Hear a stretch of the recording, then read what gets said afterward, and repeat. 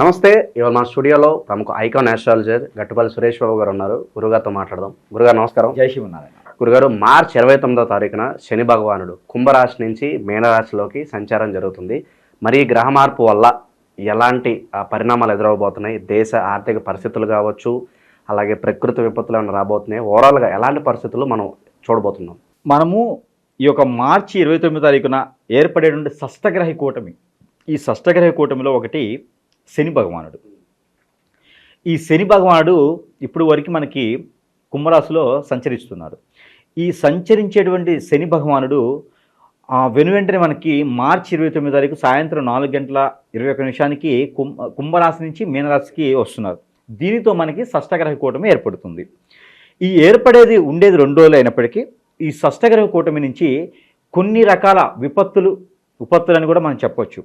దేశ ఆర్థిక పరిస్థితి అయితే కొంతమేర నష్టం అని చెప్పొచ్చు. దీని ద్వారా ఇంకోటి విపత్తులు ఇంకా ఉన్నాయి. విపత్తులు ఏంటంటే సునామీలు, భూకంపాలు, భూమికి సంబంధించినటువంటి విపత్తులు అయితే చాలా కనిపిస్తున్నాయి. కొంతమేర వైరస్లు కూడా బాగానే కనిపిస్తున్నాయి. ఈ వైరస్లు ఎక్కువ కాలం ఉండకపోవచ్చు, కానీ వైరస్లు అయితే ఉన్నాయి. ఈసారి వచ్చేటువంటి వైరస్లు వాటర్ వల్ల వచ్చేటువంటి వైరస్లు ఎక్కువ కనిపిస్తున్నాయి. ఎందుకంటే మీనరాశి జలతత్వం, మీనరాశి అంటే జలతత్వం. ఆ జలతత్వం దాంట్లో రాహు ఉన్నాడు. రాహుతో పాటు బుధుడు ఉన్నాడు. షష్టగ్రహ కూటంలో ఏమేమి ఉన్నాయి? బుధుడు, రాహువు, రవి, చంద్రుడు, అలానే శని భగవానుడు. ఇవన్నీ ఉండడం వల్ల ఇన్ని రకాల ఎఫెక్ట్లు ఒకేసారికి అవ్వదు. బుధుడు శని పడదు, అలానే రాహువు శని పడదు. ఇవన్నీ కూడా ఒకళ్ళొకరికి పడదు. అలానే చంద్రుడు శని ఒకే రకమైన తత్వం ఉంటుంది. ఈ తత్వాలన్నిటితో కూడా కూలిపినట్టు మనం చూసినట్లయితే నా పరిజ్ఞాన ప్రకారంగా అయితే విపత్తులు అనేది చాలా గొప్పగా వచ్చేటువంటి ఇదైతే ఉంది.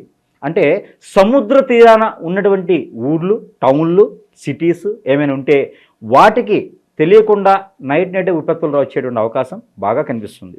ఇంకోటి, జనాలందరిలో మైండ్ పరంగా స్ట్రెస్ ఫీల్ అవ్వటం, ఆర్థికమైనటువంటి ఇబ్బందులు, ఇవన్నీ కూడా మన భూమి మీదే కాదు, మన భారతదేశ ప్రకారంగా అయితే విదేశాల్లో కూడా ఉన్నది, కానీ ఇంత బాధించదు.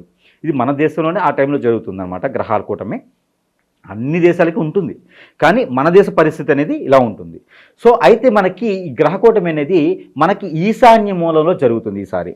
ఈసారి ఈశాన్య మూలంలో జరగడం, దాని ద్వారా ఈశాన్యంలో పల్లం ఉండటం, ఇవన్నీ కూడా ఉంది. కాబట్టి ఏవైతే సముద్రాలు, నదులు ఉన్నాయో ఇవన్నీ ఉప్పొంగటం జరుగుతుంది. ఇలానే మనకి సునామీలు లాంటి, మనకి దానికి వేరే పేరు పెట్టలేదు కాబట్టి సునామీలు లాంటి విపత్తులు జరిగేదానికి ఉన్నది. ఎక్కువగా పడవలు మునిగిపోవటం, స్టీమర్లు మునిగిపోవటం, అంటే అక్కడ ఉన్నటువంటి నేవీ సంస్థ ఏదైతే ఉందో అవి భూగోళంలోకి వెళ్ళిపోవటం, అలానే అంటే నీటిలో చేసేటువంటి విపత్తులతో చేసేటువంటి, నీటితో చేసేటువంటి విపత్తులు, నీటితో చేసేటువంటి సంపాదన వనరులు ఏవైతే ఉన్నాయో వీటికి నష్టం వల్లేటువంటిగా బాగా కనిపిస్తూ ఉంది. ఇది దేశానికి ఓడరేవులు కావచ్చు, ఫిషెస్ కావచ్చు, లేకపోతే అలాంటి సంపద ఏదైతే ఉందో వాటి వల్ల నష్టం ఏర్పడేటువంటి అవకాశం ఎక్కువ కనిపిస్తూ ఉంది దేశానికి. ఇదొకటైతే, ఇక మనుషులు ఎలా ఉంటారయ్యా? ఒకరిని ఒకరు నమ్మే పరిస్థితి ఉండదు. ఆలోచన విధానం స్పాట్గా ఉంటుంది. అంటే మీకు ఎలా చెప్పాలి అంటే, ఒకరు నచ్చారు, వెంటనే వెళ్ళేసి వాళ్ళని ప్రపోజ్ చేయటం, వాళ్ళు కొట్టారా ఎమ్మడే తీసుకొని వచ్చేయటం, వాళ్ళకి చెడు చేయాలా వెంటనే చేసేయటం. ఆలోచన విధానం త్వరగా మారుతుంది. ఇంట్లో లేస్తాం, ఒక షెడ్యూల్ ఉంటుంది, ఈరోజు మనం ఏం చేయాలని. ఆ షెడ్యూల్ రాసి అయిపోయేలోపే షెడ్యూల్ మారిపోద్ది, ఆలోచన మారిపోద్ది. అంటే ఈ భూమి మీద జీవించేటువంటి వాళ్ళకందరికీ కూడా ఇలాంటి ఆలోచనలు వస్తాయి. ఇది ఒకటి. అంటే షష్టగ్రహ కూటమి కాదు, ఈ శని భగవానుడు ట్రాన్స్లేట్ అయ్యి మీనరాశిలోకి వస్తున్నాడు కదా, దానివలన ఏర్పడేటువంటి విపత్తులు ఏంటి అది. అయితే మనము పోయినటువంటి సంవత్సరాల కింద పోల్చుకుంటే ఈ రానున్నటువంటి యుగాది తర్వాత ఏప్రిల్ మాసం 2025వ సంవత్సరం నుంచి ఈ యొక్క నేను చెప్పినటువంటి ఏవైతే ఉన్నాయో ఇవి చిన్నగా రావచ్చు, కానీ ఇవన్నీ కూడా ఏర్పడడానికి ఉంది. కాబట్టి precautions is the best, before the precautions is best అనమాట. ముందుగా ప్రికాషన్స్ తీసుకోవడం మంచిది దానికి అనుగుణంగా. అలానే మన భారతదేశానికి అయితే శత్రుత్వం కూడా ఎక్కువగా కనిపిస్తుంది. అదొకటి. ఇతర దేశాల నుంచి దాడులు కావచ్చు, దాడులని కూడా చెప్పలేం, శత్రుత్వం అయితే బాగా కనిపిస్తుంది. చాప కింద నీరు. మన దేశంలో ఉంటూనే మన దేశంలోనే పుల్లలు పెడతారు. మన హిందూయిజం చూసారా, అలా హిందూయిజంలో ఉంటూనే వాళ్ళ ఇంట్లో వాళ్ళే బాంబులు వేసుకుంటూ ఉంటారు, వాళ్ళ హిందూయిజం మీద వాళ్ళే మాట్లాడుకుంటూ ఉంటారు. ఇదే విధంగా మన భారతదేశంలో వేరే దేశస్తులు ఉండేసి చాప కింద నీళ్ళ తయారవుతారు.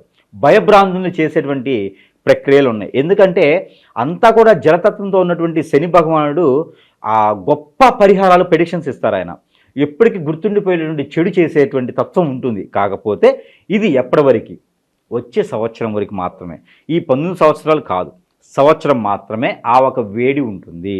ఆ తరువాత కొంతమేర మంచి జరిగేదానికి ఆస్కారం ఉంది. కాబట్టి ఇబ్బందులు పడే పని లేదు. ఇంకోటి ఉంది, చిరుధాన్యాలు, అలానే ధాన్యము, పిండి వంటలు, నూనెలు ఏవైతే ఉన్నాయో ఇవన్నీ కూడా రేట్లు పెరిగేదానికి ఎక్కువ అవకాశం ఉంది.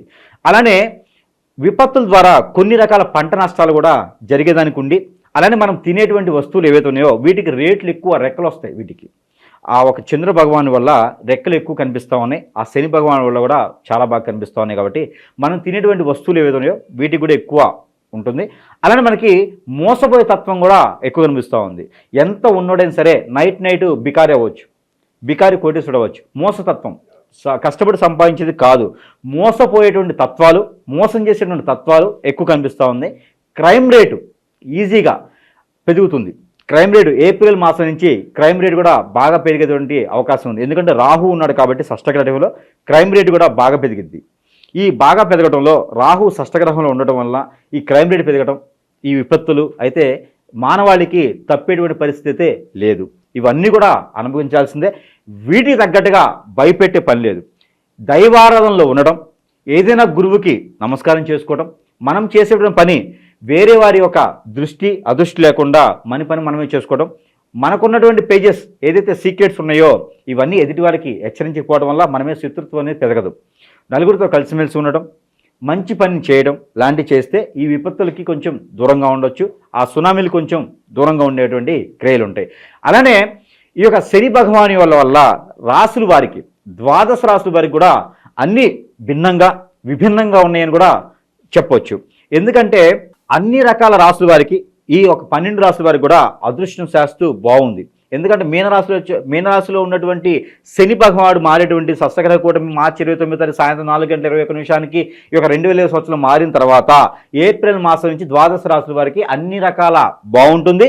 ఈ షష్టగ్రహ కూటమి వల్ల కూడా అన్ని రకాల విపత్తులన్నీ తొలగిపోయేసి అదృష్ట శాస్త్రం బాగుంటుంది. కాబట్టి ఈ ప్రకృతి వైపరీత్యాలను కూడా తట్టుకోవాలి అనుకుంటే కనుక మనం చేసే పనిలో నీతి నిజాయితీ ఉండాలి.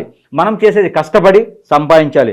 ఊరికనే డబ్బులు వస్తాయి, అక్కడికి వెళ్తే డబ్బులు వస్తాయి, ఇక్కడ చేస్తే డబ్బులు వస్తాయి, ఓ 4 మటర్లు చేస్తే డబ్బులు వస్తాయి, వాడిని ఇబ్బంది పెడితే డబ్బులు వస్తాయి అనుకుంటే మాత్రం ఖచ్చితంగా ఇబ్బంది పెడతారు. సంఘాలుగా ఏర్పడేసి గుళ్ళ మీద దాడులు చేసి, చర్చిల మీద మసీదుల మీద దాడులు చేసే వాళ్ళకు ఉంటే కనుక వాళ్ళు ఖచ్చితంగా అనుభవించేది ఉంది. ఈ శని భగవానుడి వల్ల ఖచ్చితంగా ఎవరు తప్పు చేశారో వారికి అక్కడ తత్వంగా శిక్షించి పడేటువంటి తత్వం ఉంటుంది. కాబట్టి అలాంటి పని చేయొద్దు. ఎవరైనా మెళ్ళో గొలుసు లాక్కొని వెళ్తూ లారీ కింద పడిపోతాడు. అలాంటి తత్వం ఎక్కువ ఉంది. ఆలోచన విధానం, డెసిషన్స్ మార్చుకోవాలి. స్పాట్ డెసిషన్స్ అనేది తీసుకోకూడదు, ఆలోచన విధానం తీసుకోవాలి.